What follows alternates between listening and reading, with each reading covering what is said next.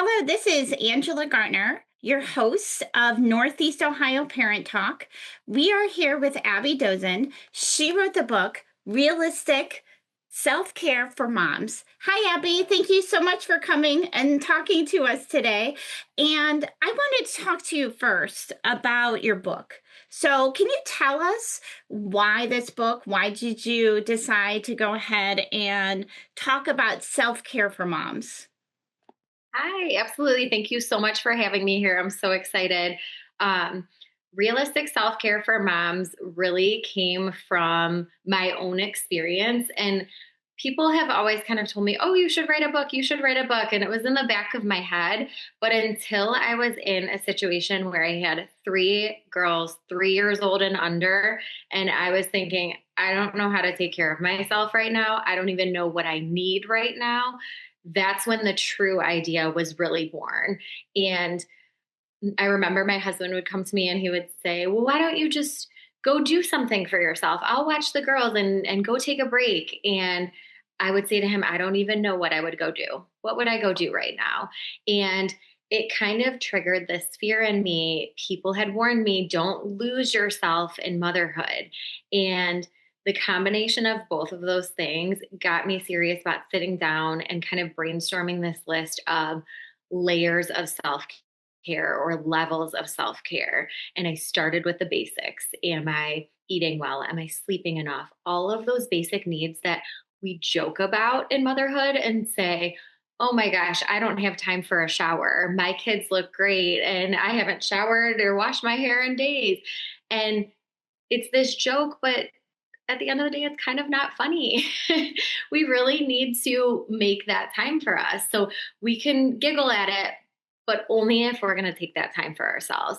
And, I switched then from the basic needs moving forward to your social needs. A lot of times that's something that suffers in motherhood. We don't have time to get together with our friends anymore. We're busy with work and the kids and their activities and all these things. And I really wanted to make sure I was prioritizing that. And I shifted all the way up to deeper fulfillment needs, looking at like your hobbies and things that bring you joy. And sometimes there's an overlap that can be doing things with your kids or for your kids. I run my daughter's Girl Scout troop and I love it. It's so great and it brings me such fulfillment. I can be creative. I love spending the time with the kids. I get that special time with my daughter. So that's a huge fulfillment piece for me. But sometimes it's not with your kids. Writing my book was a huge fulfillment piece. And although it's rooted in motherhood, a lot of it was for me and for me to go help other moms. So having that kind of overview of what are my needs, and then I got to, oh my gosh, this can really help other moms. I should publish this for real. But when you were thinking about it, like what made you gravitate towards this? So is it something that you like when you got into motherhood, you started thinking about like talking about like what kind of self-care stuff that you have personally been doing or even not doing? hmm Absolutely. So at that point, my youngest daughter was in the 4 or 5 month range. And then my other daughter was a little over one, and then just shy of three, my oldest. And it was just kind of this whole time period of, oh my gosh, I know I need to do things for myself. I know I need to change the trajectory of things. I started feeling really snappy with my kids, and I didn't like that. I wanted to be present. I wanted to be able to be having fun with them and to look back on this time period and be like, wow, that was a really great time, not the warnings I got from a lot of moms of, I wish I had slowed down. I wish I had made time for myself. I wish I wasn't so, yelling so much or so short tempered or closed off. So all of that in the back of my head in combination with knowing that I've always been a person who loves to journal and loves to reflect and think through these things. And I've always been a reader too. It really guided the format of my book because I wanted moms to be able to really think about themselves with this book. I've read countless parenting books and they had great tidbits in them that helped me along the way, but I hadn't found one yet that could actually pull me in and make it relatable to my life. So when I presented to my publisher before I signed, I said, I really want moms to be able to interact with this book. And that's what I needed. So I thought this could help other moms who need the same thing. So just from planting that seed of, I don't want to lose myself in motherhood. And that was planted before I even had my first daughter. When I was still pregnant with my first daughter, I knew, okay, I want to maintain my friendships. I want to have hobbies. I want all of these things that make me me. And then I want it to just be enhanced by motherhood too. And then shifting to, okay, I'm in a hard part. Now I need to really make sure I'm practicing what I'm preaching. And then that led to me actually publishing. So it was quite the journey. And it was, people asked me how long it took me to write. And I'm like, well, the pre writing stage, the brainstorming was really long. The actual writing really flowed naturally because it was just what I needed and what other moms who I talked to needed too. So, I mean, what is your just overall like quick definition of realistic self-care for moms? What is it what would your like little definition be? Yeah. So for me, realistic self-care are is made up of small daily choices. And when you are making small daily choices to take care of yourself, you can actually appreciate those bigger, really fun, pretty packaged self care things like going on a girls' trip or getting a massage, all of those fun things that you think of self care, those can actually be a little more lasting when you've done those basic self care throughout each day type of realistic self care. So that's things like making sure you're eating well balanced meals. I can't tell you how many times I've been snappy and realized, oh my gosh, I'm hungry. I haven't eaten breakfast yet. Or I just grabbed a protein bar for on the go. Like, let me actually eat something. That's realistic self care. Or, man, I'm really having a hard time. I'm really down in the dumps. Let me call a friend who I know is always really supportive and listens. That's realistic self care. So it's not just, oh, we have to go on this big girls trip and it's going to be thousands of dollars, because we don't have thousands of dollars. We don't have all of this extra free time, but we do have the ability to pay attention to those needs on a daily basis. And that to me is kind of the crux of my book. So, I mean, as a mom, like, and what's great about your book, it has all these guides that you can do and these things that you can start to reflect on and start to think about. And then also kind of to starting about kind of reflection on yourself, but then starting to plan on, kind of things that you can do. Um, and that's what I love about the book because, it's really, you can kind of see what you're doing and then start to kind of maybe start to change. And I know it's so difficult for moms to, you know we're in our own routines and we're just kind of going with the flow sometimes, especially as Mhm. you know as the kids grow older, like our routines get busy and we're like so excited about doing stuff like this and we're like, yeah, we can do it. And then, how can moms help change their mindset that they really want to dedicate some time for them? Yeah. I think the biggest thing about mindset shifts is one, sometimes what we do is we dive in and we're going to change everything all at once. And that's why my book is set up to be completely opposite of that. We're going to change things slowly so that after a year, you're going to look back and think, wow, I really did that. I really have changed my life. And I do have these routines, and they're just second nature now. It reminds me of when the new year hits and everyone says, I'm going to go to the gym, I'm going to eat healthy, I'm going to get rest, I'm going to hydrate. They have a list of 30 things they're going to do. And that's all well and good until you hit, what is it, the 16-day slump, where people realize, wow, it's very hard to change everything about your life at once. Yeah. Nearly impossible. Oh yeah. So when I structured the book, I mentioned in the foreword or the introduction, just like it takes time to grow a baby, to go through a pregnancy, it's going to take time to change your life. So I recommend that people go slowly through this. I know we want to change things right now. We want it all to change and we want it to be a quick fix, but there's not really a quick fix. When you're talking about making lifestyle changes, it's going to take time.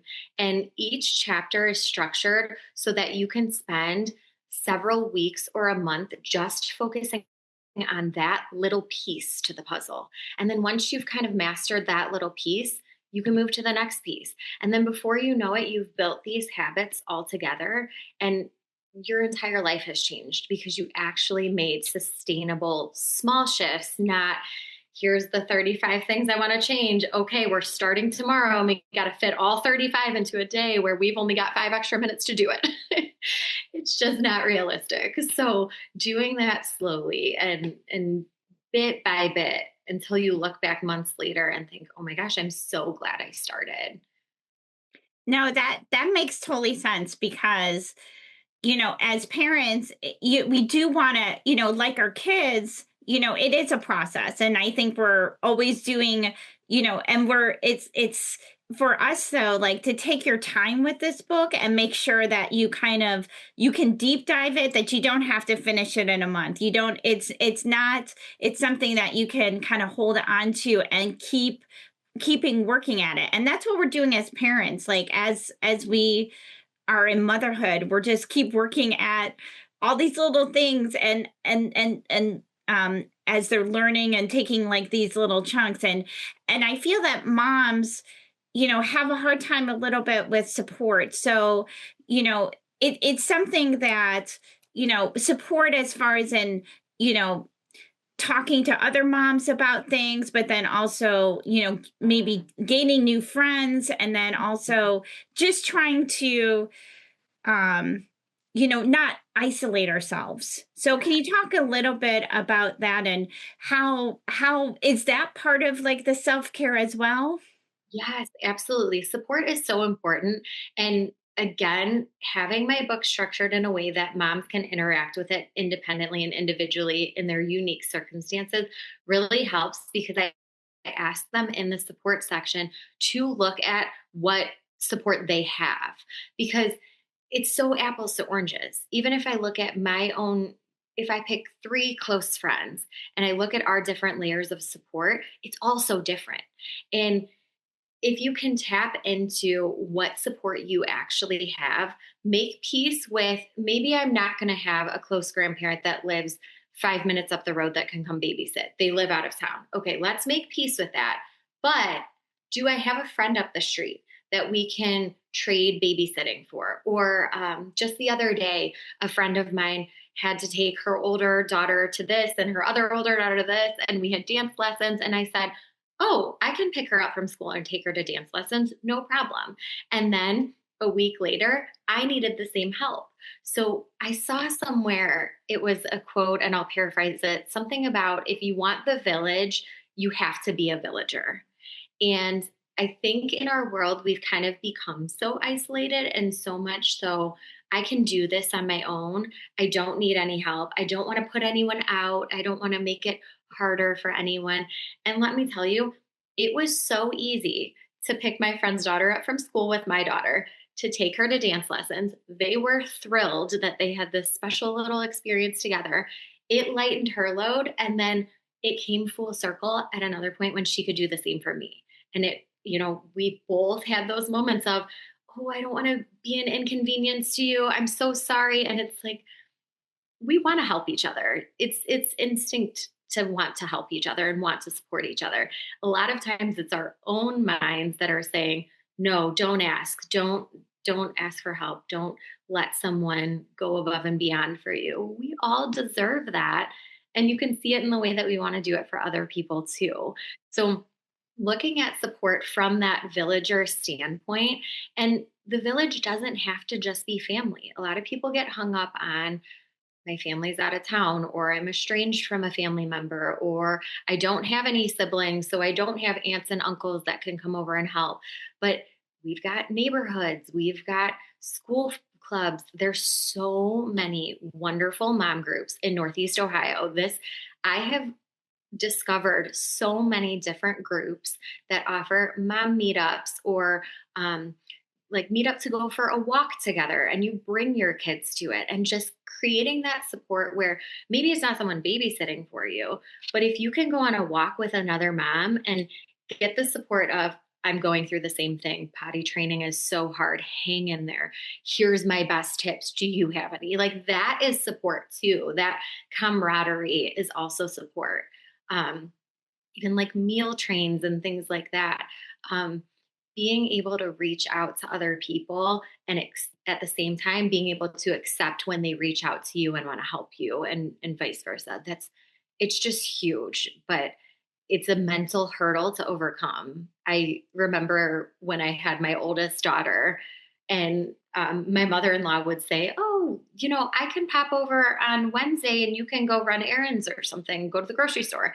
And in my mind, in my heart, I was like, this is amazing. And in my head, I was like, does she think that I can't take my daughter to the store? Like, I can do this on my own. And it was like I had to prove myself. And now, with three kids, I've realized, no, she just actually wanted to help. It wasn't a dig. She just wanted to be supportive. And now that I can accept that support, it's a game changer. And I think a lot of moms struggle with accepting the support because they don't want to be a burden to anyone else. And ultimately, people are inherently good. They want to help. They don't want to do it to spite or to put down or anything. They just want to help. Yeah, I mean, and that kind of leads into like the mom guilt. Like we have all this guilt of, taking time for ourselves. We have guilt of people helping us. We have guilt of all these different things. So, can you talk a little bit about, how important it is to to how to deal with that mom guilt and when you do feel overwhelmed. So, mom guilt really has that power to stop us in our tracks and really halt our ability to take care of ourselves. And we talk a lot about this at the Empowered Mom events that I host because it is so prevalent in our motherhoods, unfortunately. And the biggest piece of advice that has helped me explain to moms like how to overcome this on a day-to-day basis is really thinking about what you would tell your children if they were in the same spot. So if your child came to you and they had kids in the future, they come to you and they're so overwhelmed and they're exhausted and they really need a day to, just reset and get time to themselves or whatever the case may be. Would you ever tell them, no, push through, keep putting yourself last? You take those kids to every sporting event. Don't ask for help from anyone. You can do it all on your own. You would never say that to them, but we say it to ourselves all the time. We put our own self-care on the back burner, and it's something that then we teach our kids to do. And leading by example is huge. So when mom guilt creeps in and tells me, oh my gosh, you should not go have a girls' dinner with your girlfriends because then you're not eating dinner with the family and you only get this much time and blah, blah, blah, blah, as it goes on, the whole cyclical thinking. My girls are watching that. On the flip side, when I do go and hang out with my friends and have that time for me, they're watching that too. And they see, wow, having friends is important in motherhood. Having good relationships is important. My mom has good friends. She is able to be social. Like that is a skill we're teaching them. So if I, on the flip side, let mom guilt keep me at home, never making time for myself, my girls are watching that. And they're going to model my motherhood, my choices when they one day, if they choose to become mothers, they're going to model everything based on what I'm doing. So I will first think about, okay, how would I talk to my own kids in this situation? And then secondly, how am I talking to my kids right now? How are they seeing what I'm doing right now? If I'm not eating breakfast every morning, they're watching that.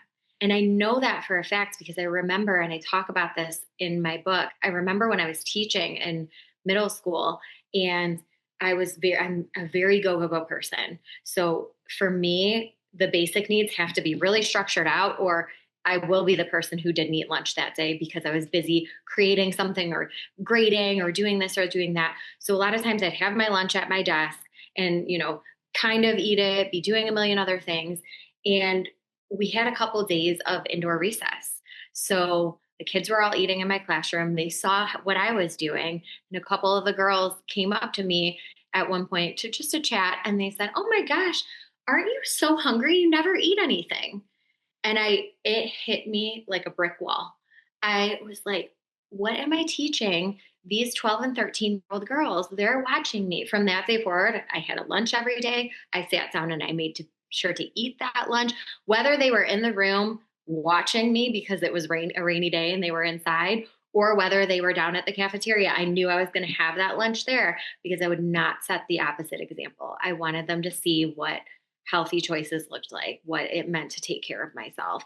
And that in my head drives everything I do, that memory for especially my three little girls. Like, I just want them to see a good example. And that comes first and foremost by my choices. And when I frame it like that, mom guilt doesn't stand a chance. It really doesn't. Yeah. And, we also have to talk about, though, we're not perfect. We're not perfect moms. We're not perfect. We try to be perfect everything. So, can you Mhm. talk about that? Yeah, like every day, I'm the same way. I want to make the perfect dinner every night, but I Mhm. don't. Like, I Oh, me can't. You're neither. right. Like I don't have the best snacks, all the Mhm. time.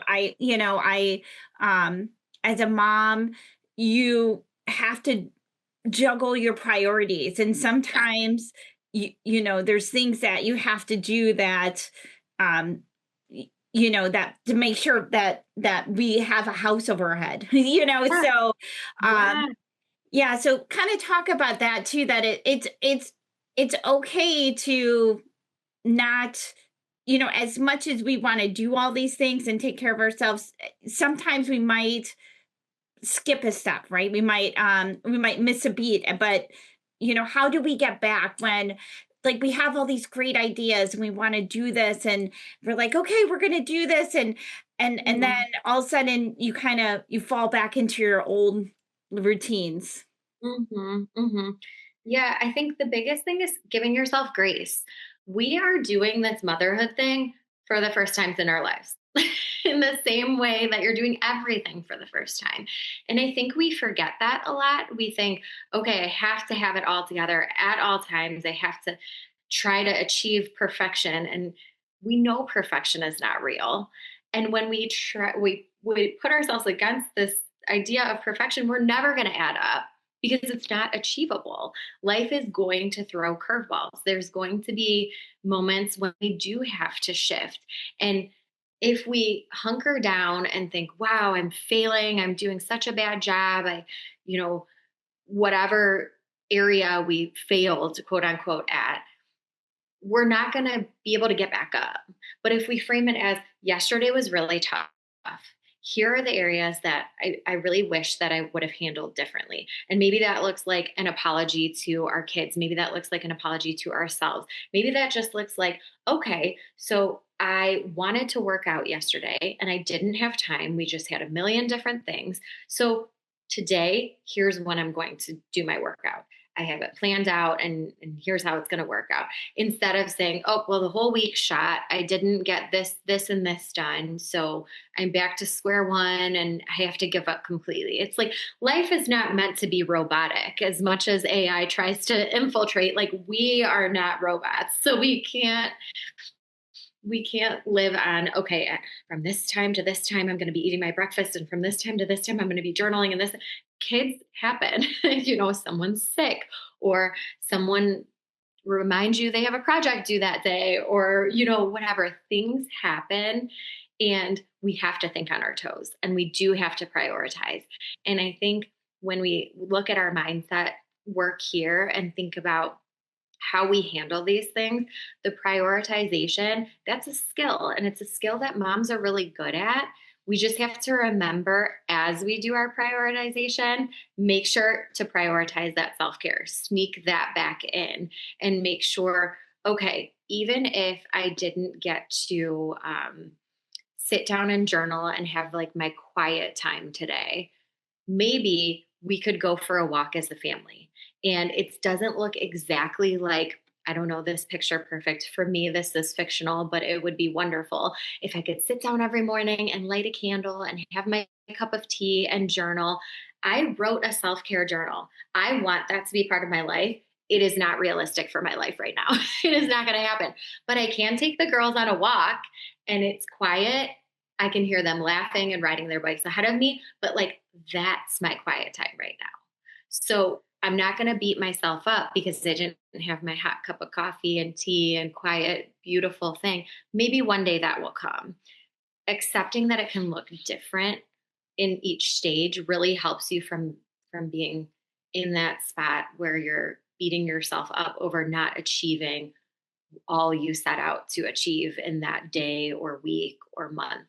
Um, and kind of just searching for those glimmers, searching for those just little spots that maybe you're thinking outside of the box. It wasn't what the picture perfect Pinterest, Instagram idea of self care was, but it did recharge you. It did make you feel better. It did help you feel cared for. So, forgiving that fictional perfection and just making it real for you.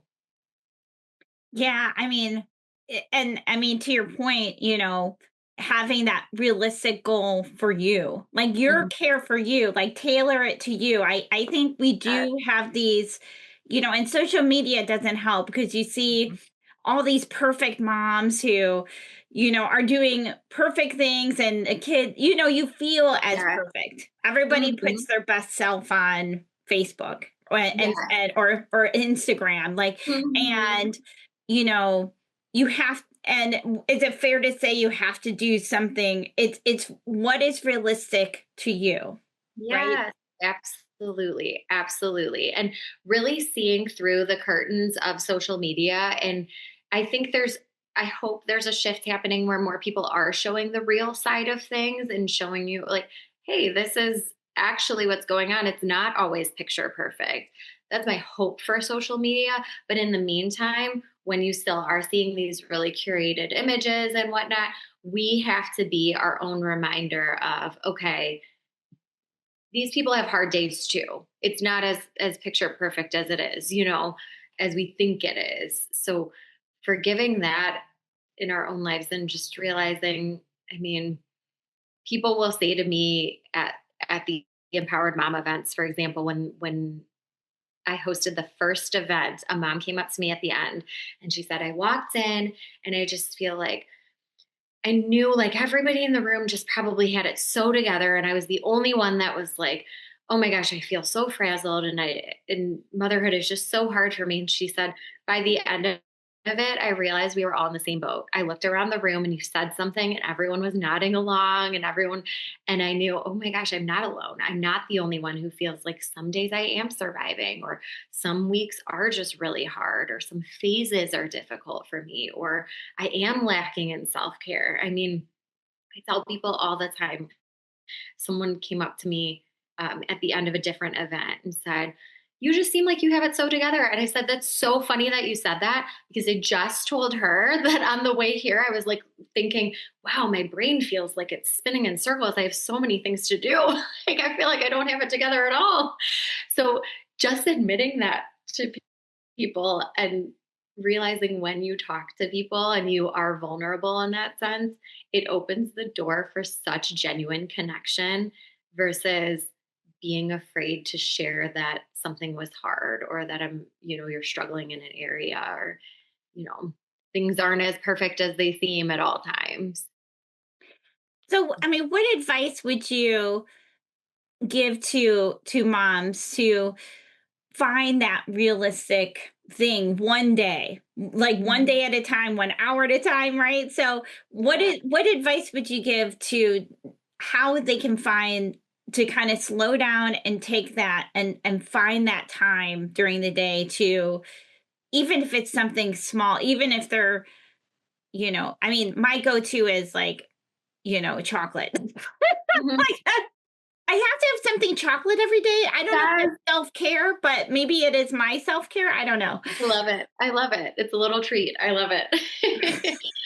I think, let's see. I feel when you take the time to think about your own self, which I know is hard. So I'm going to frame it as, okay, think about you're sitting in like the car pickup line. And because we're always in the car as moms, it's like I feel like I'm a chauffeur at this point. So sitting in the car pickup line and you're waiting and you've got this 5 minutes to sit and wait. What comes to your mind of how you would take care of yourself? What is something that you wish you could go do? Okay, so maybe it's, oh, I really wish I could go get a massage. Well, great. Maybe that's not in the cards. Maybe it's not in the budget. Maybe it's not in like the timing, things like that.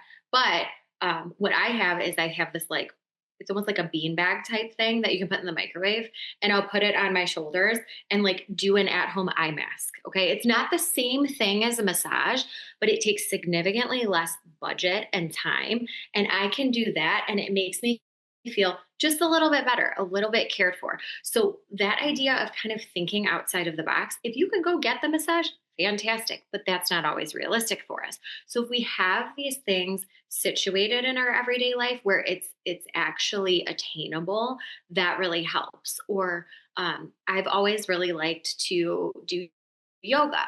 So I remember talking with the owner of the yoga studio, and we were talking about kind of like the barriers to entry on self care or whatever it is that you want to do. And what I started doing is leaving my yoga mat rolled out. So I would wake up in the morning and literally step on it. When you step on it, you're like, yeah, I did say I wanted to do a little yoga each morning. Now, for me, that is not an hour long thing. I can't do an hour's worth. My kids will be in there climbing on top of me. Look, can we have breakfast? Blah, blah, blah. So maybe in this phase of life, it's 5 minutes of yoga. It's 5 minutes of just doing a quick little sequence where I'm breathing and getting set for the day. That's more realistic. I can't make it to a yoga class every single day outside of my house. So setting yourself up for success and maybe scaling it back a little bit. Um, that I think can really shift things from, oh, I don't have any time to take care of myself to, okay, it's maybe not as much time as I would like, but here's what I am actually doing. And then it's great when I can get to the studio for a full hour class in a beautiful space in quiet, no one's interrupting me. That's amazing. But I've also built up in my daily life where I can do these things too. And again, I come back to it over and over again. It's just those small daily choices.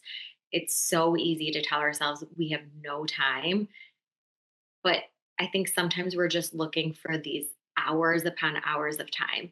And we're not going to find that oftentimes. We're not going to find hours of disposable time where we can pursue these different things that we want to do. So yeah, looking at kind of the realistic outside of the box self-care unique to each mom and each mom's circumstances. I mean, would it be fair to say that, the things that you want to do, these little things, you Mhm. know, you want to be conscientious that they're actually healthy for you, like, Mhm. and that Mhm. brings you Yeah. some joy, like, and I mean, it could be like little things. I mean, I know when I have a minute and I can't help myself, but I start to do the doom scroll, Mhm. do the real Yes. do's. And I actually, a lot of times after I do it, I spent what? All this time like looking at Mhm. all this stuff. And I don't know if it brings me joy, but sometimes it doesn't. I go, what did I just do? Mhm. I've been doing this like for how long, whatever, and I needed to be doing, because I would really have liked to actually made my like wipe down the counter instead Yeah. of doing that. Yeah. You know what I mean? Yeah. Yeah. Yeah, and then and then the cycle of mom guilt, and then there you go. So Yeah. And sometimes I feel like there's a space for scrolling on our phones. I don't think it's inherently bad. It's just the amount of time. How much time are we actually doing it? And are we realizing how much time we're actually doing it? When people ask me, how did you find time to write your book? I said, I put my phone down. I put my phone down, and every time I would go to reach for my phone, instead I would open up my Google Doc and I would start typing. And it wasn't that I all of a sudden had like hours of time. It was more, again, I had these little pockets of time. So we think that we're doom scrolling for 5 minutes, but that 5 minutes really quickly can turn into 30 minutes. So when I want to use my phone, I will look around the room and think, okay, I do want to wipe down the counters. I like when the kitchen's clean in the morning. So before I sit down, I'm going to clean up the kitchen.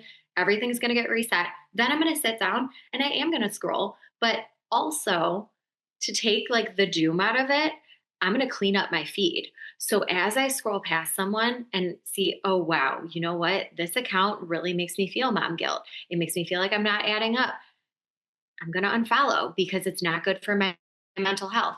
So now when I scroll, it feels less doomy because it's really uplifting parenting messages. It's kind of curated using that feed to make me feel support. And I think that's the positive side of scrolling and giving yourself that time to, okay, I'm going to check out for a little bit. I've already, got the stuff situated that I wanted to get situated so I can remove that mom guilt.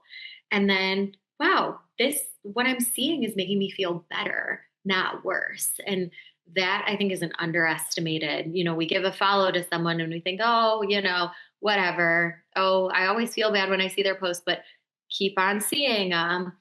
Just click on follow and curate your feed so that when you start doing that scroll, it's more uplifting, it's more inspiring. And then maybe you're trying a new hobby, or you found a new hack or something that's actually supporting your motherhood, and you did it while you were kind of edging out and you're relaxing, and balance with everything. I don't think we need to throw our phones out the window. I think we just need to learn balance with them and kind of use it as a tool to support your motherhood, not as something that's going to trigger mom guilt, tear you down, make you feel inferior, all of those things. well, and I mean, we're doing this in the month of May. So, and the Mhm. month of May is Mom's Day. So, it's Mom's Day every day, but Yeah, it I should feel be. It should be. I feel that way. It's like it's not that it's not Dad's Day or it's significant, Mhm. like, but Yeah. like, Mom, like, we're just kind of doing all this stuff. So, Mhm. as moms, like, I mean, what should moms really want for Mother's Day, like, and is there something moms should like look for like in Mother's Day this year or any year, any every year? I get really sentimental about like dates. I don't get as sentimental about stuff. It's more for me like dates. So I like to look at Mother's Day almost as like a check in point. And I'll do this even for my birthday too, where I'll think about like, okay, how did the last year go? Like where was I at last Mother's Day? And what can kind of support me going forward. So when I'm thinking about like, oh, what do I want for Mother's Day? Yeah, there are like tangible gifts on there that I'm like, yes, these would be great. Like all of these cute little mom sweatshirts and all of the apparel and stuff like that, or flowers. Like, but then I'm thinking about, okay, what is going to support me in motherhood? And that's why I love when I hear that people gift my book to moms for Mother's Day. I just had a friend who's like, okay, I need to pick up 4 copies. I have people that I need to give them to. I love that because this is something that's going to support you all year long. And then when you go next year to see that check in point, you'll see progress. So maybe your Mother's Day gift is something tangible. Maybe it's even like a necklace you're going to wear or something like that. But maybe try to just like infuse that with, okay, I'm going to put this necklace on and it's going to remind me to be present. Or I'm going to latch on the bracelet and it's going to remind me that I matter too. So taking whatever that gift is, even if it is seemingly unrelated, and kind of giving it a purpose. And then also thinking, again, I keep going back to, we're all so unique. So everyone's idea of what they might want for Mother's Day is so different. I had a friend last year who said, I really want the sentimental Mother's Day gifts. I really want like the handprints and the footprints. And I told her, did you tell your husband? And she's like, no, I just want, I like thought he might know that I want that. And I'm like, he's not going to know that you want that. Just tell him I love the sentimental gifts. And since then, that's what he gifts her for Mother's Day. So being really transparent with like what your hopes and expectations are for Mother's Day, even in general, not necessarily just the gifts, but some people don't want to host for Mother's Day and it's really stressful. For me, I love having people at my house. So we're hosting Mother's Day this year. And some friends are like, oh, I can't believe you have to host on Mother's Day. And for me, I'm like, this is wonderful. I don't have to go anywhere. I'm in the comfort of my own home. I get to gather with the moms I love. Like the kids will all be playing with their cousins. This is perfect. But that's unique to me. And someone else might want, for Mother's Day, I really want breakfast in bed, or I want coffee from my favorite coffee shop. Just being transparent and saying it out loud and kind of empowering the day for yourself, instead of hoping that someone's going to know what your expectations are, because they feel like that for Mother's Day and life in general sets us up for disappointment a lot of times. And having that open communication, I think, can really help and make the day even more special because it feels so personalized, and you can feel that support and that love. That at the end of the day, that's all we want. We want to feel supported. We want to feel loved. We want to feel recognized for all the hard work we do up front and behind the scenes to make the entire year special for our kids. So being really open about that, I think, helps, whether it's gifts or time or whatever it may be. And I mean, that's one of my last questions, and you kind of Mhm. led into that yes, we want to do like these tasks and these like little things for our like, for our own mental health and everything. And then, but speaking about the support and the people specifically in our house from, and I mean, this is all ages, like, whether your kids are little, whether your kids are older, or whether you have a significant other or you Yeah. don't, the Mhm. people in your house are the ones who are going to be kind of closest to know kind of what's going on. So, how do you kind of like get that practical, like any advice about like that communication? Like, yes, I wanted like, you know, because you don't want to isolate from them that you're trying to get you're trying to do some things for yourself, but you also need their support in some ways to kind of like do that in that, because maybe you do need that extra minute, so that, or that extra moment where, hey, I just need a minute to do this. And then Mhm. so how do you kind of help kind of communicate that to whether it's your kids or your significant other. Yeah, I think that's a twofold answer. Um, First, I think you have to recognize what you actually need, what you need in that moment. Do you need space? Do you need time? Do you need like some type of help?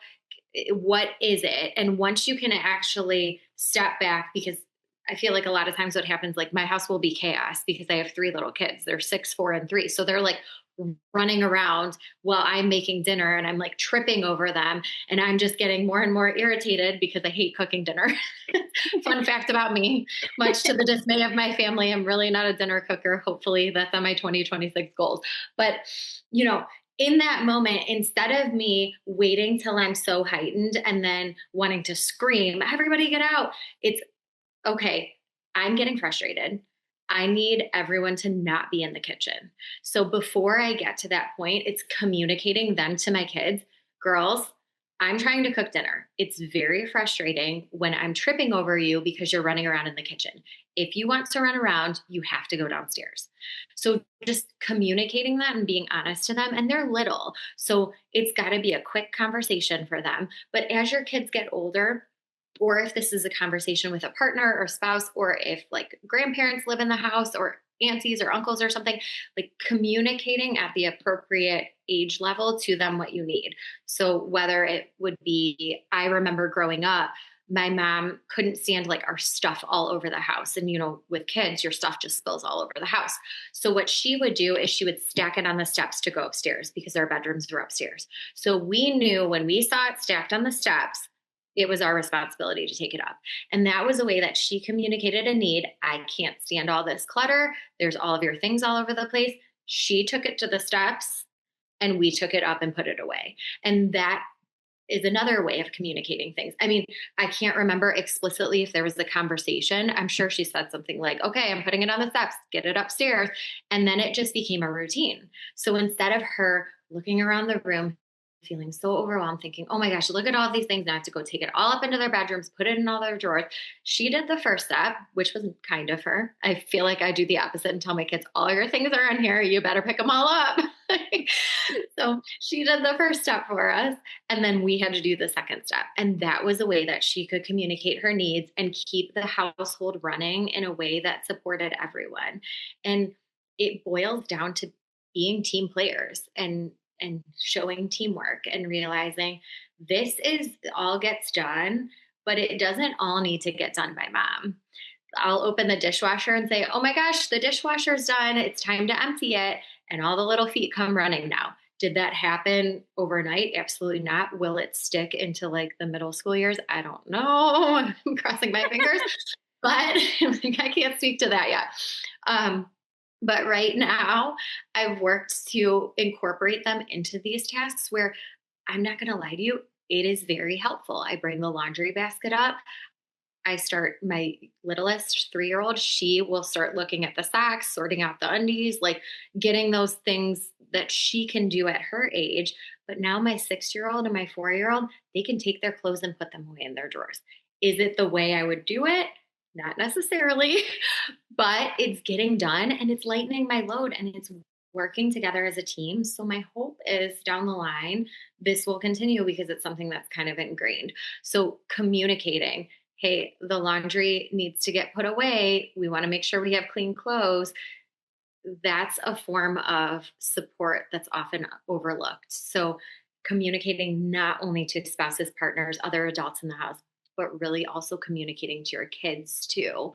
This is not like a magical thing that the house just gets poof cleaned and everything gets put away, because then that breeds a lot of bitterness, a lot of resentment in mom, as you can understand, when you're doing everything and it feels very thankless and it's all repetitive tasks, those can get really overwhelming. So tapping into that, communicating that, or communicating. There was the Bluey episode where the mom just needed time, and the dad tells the puppies, "Mom just needs 20 minutes." Communicating that, like there are times where my husband will get home, and it's like the kids are going outside with him. Like I just need 20 minutes. It's been a day, and having that kind of open communication, or letting the girls know, you know what, I'm going to go take a shower. Please do not come in the bathroom. I want privacy, which is something we're working on, especially with the 3-year-old. Like Yeah. something and have a whole combo. But having that open communication and expressing your needs as if it's just a normal part of life, because it is a normal part of life. And it's not shameful to want to take care of yourself. So letting your kids and partner know that. And I think you said this before, but to wrap this up, that when you show that you're doing, communicating with everyone, and you're showing how you're taking care of yourself, and then you're showing what you're doing, um Mhm. it's going to, your kids and everyone, your kids will see that. Yeah. Yeah, absolutely. And they see it and then they also feel it. And this is something I almost forgot to mention, but it's one of the most important parts. When you take care of yourself and you feel cared for in general, everything changes. I mean, I know when I feel refreshed and I feel cared for and I am like actually paying attention to my needs and meeting my needs and I feel supported, whether from my spouse or friends or family or the kids, like I am happier. I'm less bitter. I am less overwhelmed. And when those overwhelming things hit, when they undoubtedly plot twists happen in life, I'm better able to cope with that versus when I'm coming from a place of complete burnout. So not only will your kids witness and want to emulate what you're doing, but they'll also feel, wow, like mom can show up. She can be present. And then that also is an antidote to mom guilt right there because look at how I can actually interact with my kids. Look at how they ask me to play and now instead of in a minute I will, it's like, yeah, I do. I feel like I have the energy to get down and play Legos or Barbies with you. It's it just changes everything because we have the capacity to give when we have the capacity to give. When we don't, it just doesn't work as well.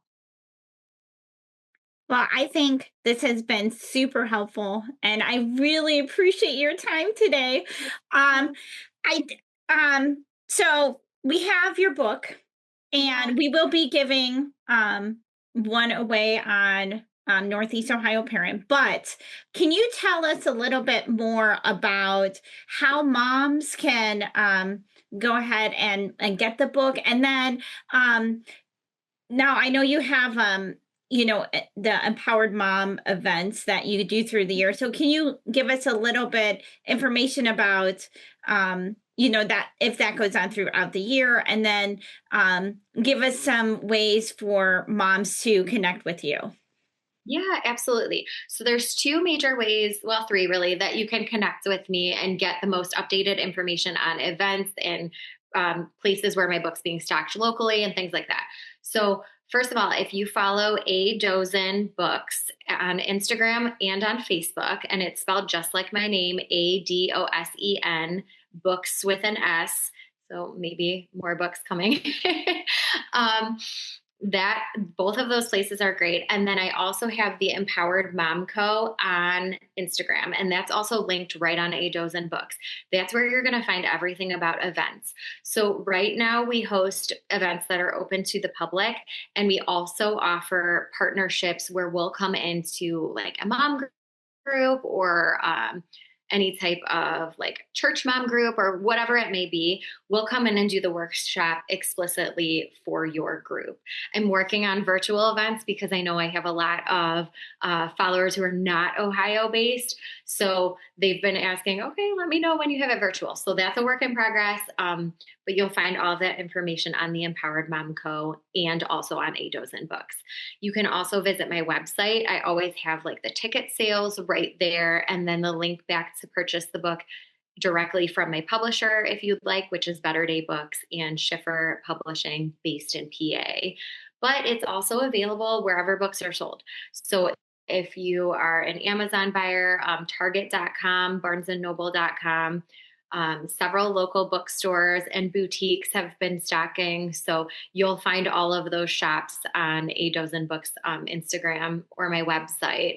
And bookshop.org. If you would like to support independent bookstores, which is awesome, and you are an online shopper, go ahead to bookshop.org because when you purchase my book through there, you are supporting those independent bookstores.